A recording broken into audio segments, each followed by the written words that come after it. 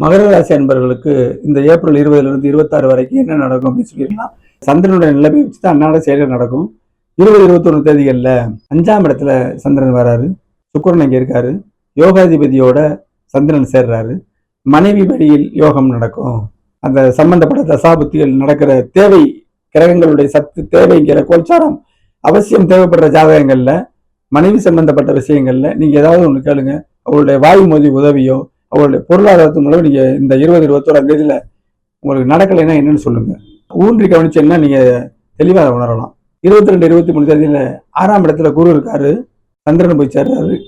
வேலையில அதிருப்தி இருந்தவங்க வேலையை விட்டு நின்றுவோமோ, மிக்க என்ன வருமோ அப்படிங்கிற பயப்படுறவர்களுக்கெல்லாம் அச்சம் இல்லாம சரி இந்த வேலை நமக்கு நிரந்தரமா நடந்து இதன் மூலம் நம்ம உயர்வு கிடைக்கும் அப்படிங்கிற எண்ணங்கள் உங்களுக்கு உருவாகும். தாய்மாமனோட உதவி, நோயும் வளரும். உங்கள் ஜாதகத்துல நோய் பாவத்துவமாய் இருந்து லேசா வெளிச்சம் இருக்கும் பொழுது, அப்படி கலந்த பலனா இருக்கும் பொழுது, கடன் நோய்கள் இருந்துச்சுன்னா இந்த இடத்துல அதை தூக்கி விடும்.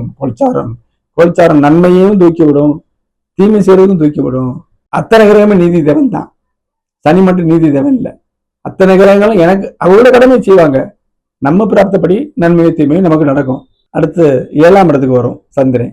நீங்க பிரச்சாவீங்க, குடும்பத்துல கரைச்சா. இந்த வாரம் உங்களுக்கு மனைவி வழியில கூட்டுற வழியில் நல்ல வாரம் தாங்க. இதுல எல்லாத்துக்கும் மைனஸ் சொல்லல, இப்ப அப்படி கிடையாது. 7ஆம் இடத்துல இந்த வாரம் உங்களுக்கு நல்ல ஒரு அமைப்பா தான் இருக்கு. 5, 6, 7 மனைவி வழியா அதிர்ஷ்டம், மனைவி வழியா வேலை, இப்படி அமைப்பு தான். சரி, குரு பகவான் 6லயே இருக்காரு. வேலை சத்த இல்லாத ஜாதகத்தோட எண்ணத்தையே போட்டு வேலையை போட்டு உருட்டிட்டு தானே இருந்தீங்க மகர ராசி.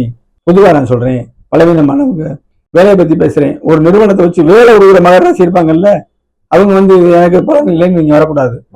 ஏன்னா உங்க ஜாதகம் பலமான ஜாதகத்துக்கு இந்த கோச்சாரம் என்ன வரப்போகுது, மாற்றமே உணர மாட்டீங்க. நுண்ணிய அறிவாளர்கள் இருக்கக்கூடிய மகர ராசிக்காரங்க, தொழில் செய்யறவர்களுக்கு இந்த 6ஆம் இடத்துல வர்ற குரு இன்னைக்கு இந்த வருஷத்துல இந்த ஏப்ரல் மாசத்துல 22-23 தேதியில் வேலை காட்டுற ஒரு மாற்றத்தை நீங்க உணர்வீங்க.